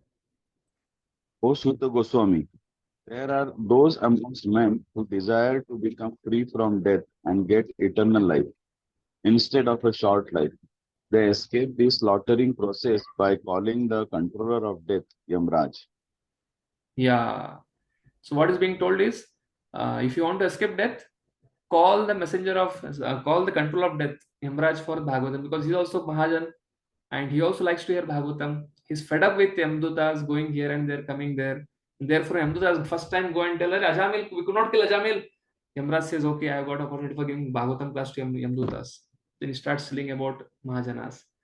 So this theme is, the glory of Krishna Katha is that even death personified cannot touch a person if one is engaged in hearing Krishna Katha. Yeah. Last in yellow, Prabhuji. The only hope of suspending the cruel slaughtering process of Yamaraj is to call him to hear and chant the holy name of the Lord. Yamraj is a great devotee of the Lord, and he likes to be invited to kirtans and sacrifices by the pure devotees, who are constantly engaged in the devotional service of the Lord. Thus, the great sages, headed by Shaunaka and others, invited Yamaraj to attend the sacrifice performed at Naimisharanya. This was good for those who did not want to die. Yeah. So therefore, this shloka is mentioning that even Yamraj has to be involved in hearing Krishna Katha. Then what one the devotees audience can escape? Death. न कश्चिन्म्रियते तावद् यावद् अस्त इहान्तकः एतद् अर्थं हि भगवान् आहुतो परमर्षिभिः अहो नरलोके पीयेत हरिलीलामृतवचः. This is also continuing the discussion of glorification of Krishna Katha, glories of Krishna Katha, that one can escape beyond death by calling the messenger of death Yamraj. So it is containing the same thing. Yes, Prabhu. Next devotee. Hare Krishna, translation. As long as Yamraja, who causes everyone death, is present here, no one shall meet his death. The great sages have invited the control of death, Yamraja, with the representative of the Lord. Living beings who are under his grip should take advantage of hearing the deathless nectar, the form of his narration, the transcendental pastimes of the Lord. The surest, yes, Prabhu, please continue. The surest remedy for avoiding death is to accustom oneself to hearing the nectarian pastimes of the Lord as they are systematically narrated in the text of Srimad Bhagavatam. Yes. We'll just take 2 shlokas and we'll conclude for today.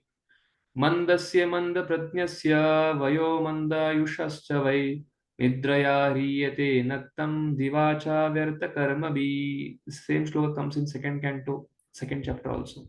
Nidraya hriyate naktam divayena cha evava divachata haya rajan kutumba bharanenava. Same thing, the same, it's the meaning is same. Yes, next devotee. Translation. Lazy man being with partly intelligence and a short duration of life pass the night sleeping and the day performing the activities that are for naught. Purport. The human form is specially gift of the material nature in the course of her enforcing the stringent law of miseries upon the living being. It is a chance to achieve the highest boon of life, namely to get out the entanglement of the repeated birth and death. The intelligent take care of the important gift by strenuously endeavoring to get out of the entanglement. Less intelligent are lazy and unable to evaluate the gift of human body. During the daytime, one works for nothing because the aim is nothing but sense enjoyment.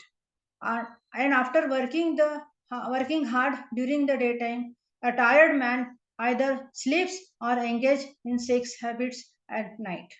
Therefore, they are designated herein as a lazy and unfortunate and short life. This shloka is the modern man who is, or any man in general, modern or Vedic man, anybody who is not interested in Krishna consciousness, he is called as lazy, unfortunate, short-lived. Lazy because he is so active for material profit, but when it comes to Bhakti, Bhagavatam, no, he keeps on postponing, therefore lazy. Unfortunate, he has to work day and night and is tired at the night and sleeps. And even if he sleeps day and night, Ayur Harti Vaipumsam, his whole life is also short-lived. Therefore, person is become very, very manda sumanda matayo manda bhagyahi upadrata. Same thing. Sutta Vacha, Sutta Goswami says. So now, Sutta Goswami started with narration of Parikshit Maharaj. Shaunakadi Rishi, they asked a question, narrate this topic only if it is connection with Krishna. So the glorification of Krishna Katha has happened. So he has started the narration and the audience is putting the filter. Okay, if it is connected to Krishna, please narrate it. And what is the glory of hearing Krishna Katha? Even one can overcome death personified. Sutta Goswami starts. Yada parikshit kuru jangale vasat, yada parikshit kuru jangale vasat, kalim pravishtam nija chakravartite, nishamya vartam manati priyam tata. Sharashanam Samyuk Sundari Adade. So now Parikshit Maharaj is on the victory tour. Yes. Next devotee. Can you read the translation?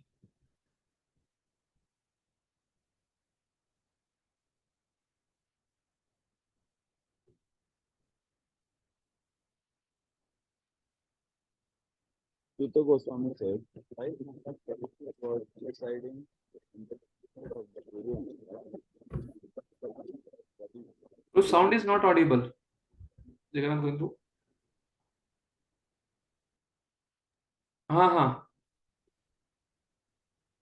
think our time is over, therefore the sound is not audible. No issues. No issues. Now it is okay. Yeah, read. should I continue? Sutta Goswami said, while Maharaj Parikshit was residing in the capital of the Kuru Empire, the symptoms of the age of Kali began to infiltrate within the jurisdictions of his state. When he learned about this, he did not think the matter very palatable. This did, however, give him a chance to fight. He took up his bow and arrow and prepared himself for military activities. Yeah. So this speaks about the Parikshit Maharaj, what kind of Kshatriya he is. So Prabhupada writes here, the state administration of Maharaj Parikshit was so perfect that he was sitting in this capital peacefully. But he got the news that symptom of age of Kali had already infiltrated into the jurisdiction of his state. And he did not like this news. And Parikshit Maharaj did not like this news. What is the news? The citizens started doing, they were connected in some of the way they were having the symptoms of illicit connection, indulgence meditating, intoxication, taking pleasure in this gambling. This is a symptom of Kali. So Parikshit Maharaj got the news like this. So as soon as he got the news, he don't like this news. If you see carefully in the here last line, he did not like this news. But again, here Prabhupada says, the news was not palatable for him. But in a way it was. It's not that that news was not palatable. Not palatable that an enemy has entered into my kingdom. But he was happy that I'm getting a chance to fight now because he's a Kshatriya. Because he being a Kshatriya, he wants to fight the Kali. The news was not palatable for him, but in a way it was because Parikshit Maharaj got a chance to fight. There was no need to fight with small states because Parikshit Maharaj Chakravarti Samrat, everybody gave taxes to him. But the Kali Yuga miscreant, the Kali, gave his fighting spirit a chance for exhibition. Parikshit Maharaj was like, everything was peaceful. Parikshit Maharaj was becoming bold. Therefore, when Kali came, so Parikshit Maharaj wanted to head-on fight with him. A perfect Kshatriya king is always jubilant as soon as he gets a chance to fight. Just as a sportsman is eager when there is a chance for sporting match. And Prabhupada says, one should not just give reason. Anyway, Kali Yuga is coming now, so why we have to worry? कैसे तो Kali Yuga में तो 4 नियम तोड़ने वाले लोग, सब लोग नरक जाने वाले हैं, हमको क्यों टेंशन लेना चाहिए? Prabhupada says, no. In rainy season, rain is predestined. Yet people take precaution to protect themselves. Similar in the age of Kali, the symptoms as above mentioned are sure to infiltrate into social life. But it is a duty of the state to save the citizens from the association of the agents of Kali. Why? There are so many apples, so many mangoes. One rotten mango can rot the other mangoes. So similarly, एक व्यक्ति अगर 4 नियम को तोड़ता है, बाकी जो innocent public है, उसको देख के उनका भी इच्छा आता है. That is what Prabhupada writes in the conclusion. Maharaj Parikshit wanted to punish the miscreant indulging in the symptom of Kali and thus save the innocent citizens who were put pure in habit by culture of religion.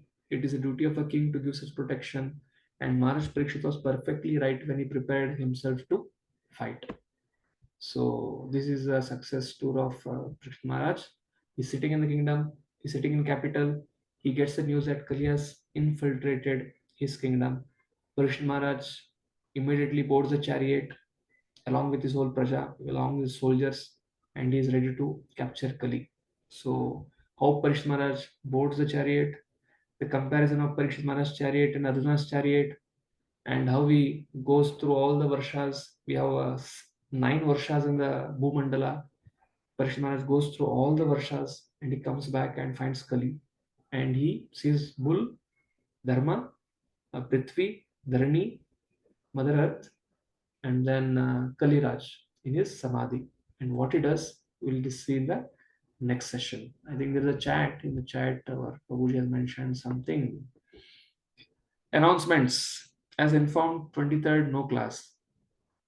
Okay. 23rd. What is 23rd, Prabhu?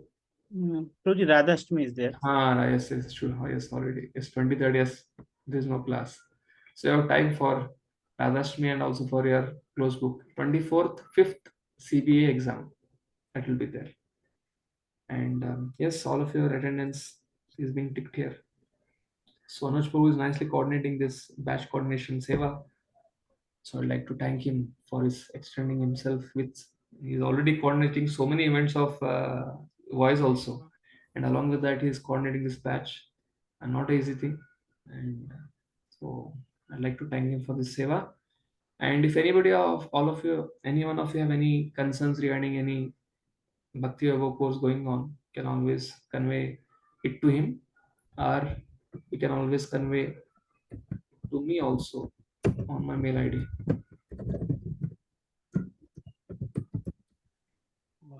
Hare Krishna, Hare Prabhuji, Krishna, Dandavat Prabhuji. Pranam.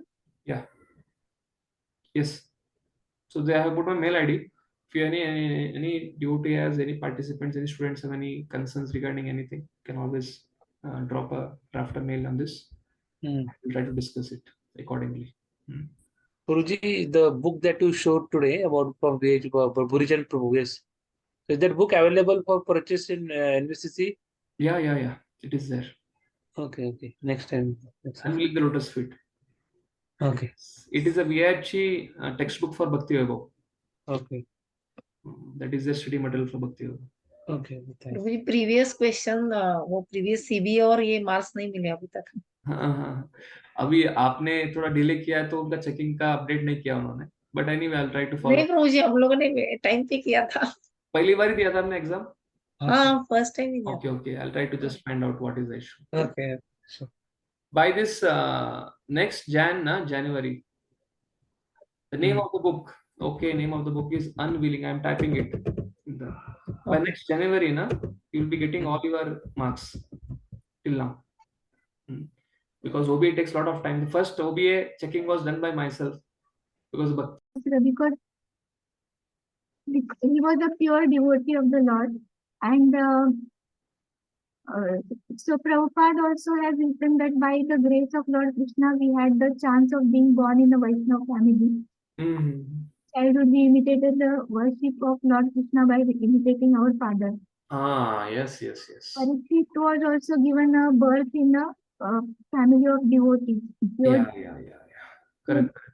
But later, Yes. So that question of give specific reference to at least two Bhagavatas is Shrutinam Shrimatam Ge. That is verse.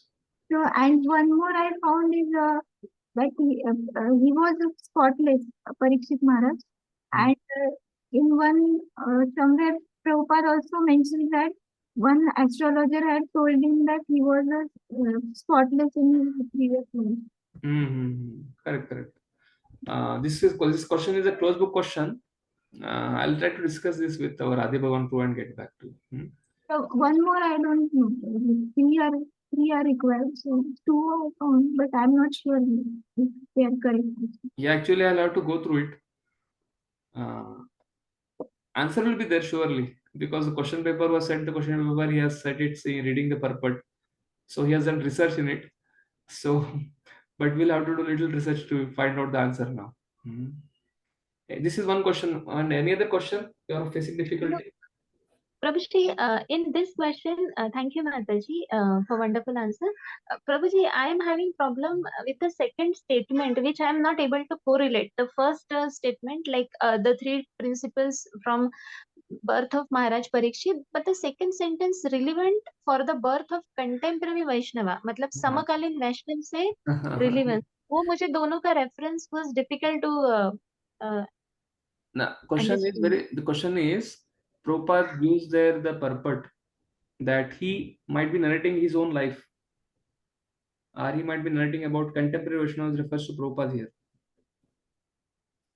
Like Parikshit Maharaj, or Prabhupada is telling about how Parikshit Maharaj saw Krishna in the womb, and therefore he was always doing pariksha of where is Krishna, where is Krishna. He was playing with Krishna toys, and therefore his upbringing was so nice and he became very powerful Vaishnava. Similarly, how Bhaktisiddhanta Saraswati Maharaj was given birth by Bhaktivinoda Thakur, or Bhaktivedanta Swami Prabhupada was born to Gaur and both of their parents nurtured them in Krishna conscious way, and because of that they became pure devotees. So in purport, if you read carefully, this might have been mentioned, and therefore it's referring to them. Okay. Hare Krishna Prabhuji, one principle I got it from the purport is saying that purificative process like Garbhadana Sanskar, these are mentioned in the purport. So these are very important. When the sanskars are done by dependent like parents, the child which is born will be Vaishnava only. That is what I could get it. That is one principle. Second principle is the atmosphere. That is one thing is before the child comes. Second thing is once the child is also, the atmosphere has to be created. Like Krishna is playing with the Krishna toys. He is being given that atmosphere to understand Krishna. Therefore, he's trying to grow on that. So, in answer will be there in purport, but you'll have to read little deeply. But still, I'll try to get in touch with him and try to send a message to Anush. He'll try to circulate in WhatsApp to all of you. This is one question. Any other question? Second question. Srila Prabhupada writes in 112.14, the so-called Daridra Narayana misconception of the Supreme Lord by unauthorized persons is never to be found in the Shastras as the object of charity. Okay? Discuss the relevance of this statement for the mission of our ISKCON. Give specific reference to at least 2 Bhagavad Gita verses in your response. This is, I feel, these 2 questions have come from OBA into CBA. Because closed book only speaks about directly from the purport of Prabhupada. So I'll just check with the question paper setter, our course coordinator too, and get back to you. Any other questions apart from these 2 questions?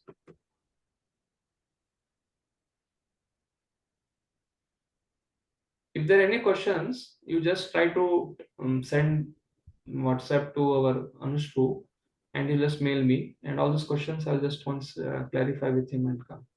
With this one also, I think 2 to 3 only. Yeah. Yeah, this is also OBA. Yes.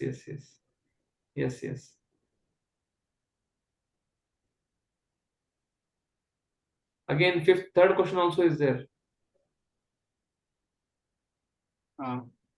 Yeah, this is application-based question. It's like closed book questions. Yeah. Yes. Fine, Prabhu. Any other? If you scroll down more, 14th chapter. In the Srimad Bhagavatam 2.3.15, that one reference is there from the 12th chapter question. Okay. I put it. Okay, Prabhu. Go to 12th chapter question. Mother is saying some. Which question number? That first question. So the reference I'm putting in the chat. 2.3. You are speaking about this first question. Discuss at least 3 principles of birth of Maharaj Parikshit. This one. I just put the reference.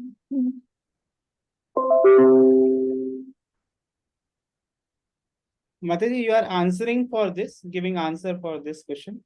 Yes, where I got that point. Okay, Mataji, we will come back to it question. I'm just trying to find out some questions which are like open book questions I'm asking. We'll come to it. We'll come, because if it is open book, then that is your responsibility to solve it as OBA.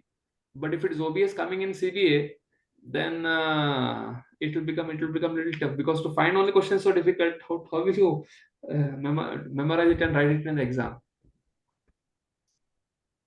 Any other questions? All of you feeling any difficulty? No issues. If any of you feel any questions which are little difficult or OBA kind of thing, just text our Anush and I'll just check with it. By today night you can send these questions. We will clarify and get back to you by tomorrow morning. Okay. Hare Krishna. Thank you. Srila Prabhupada ki jai. Thank you, Prabhuji. Hare Krishna. Hare Krishna.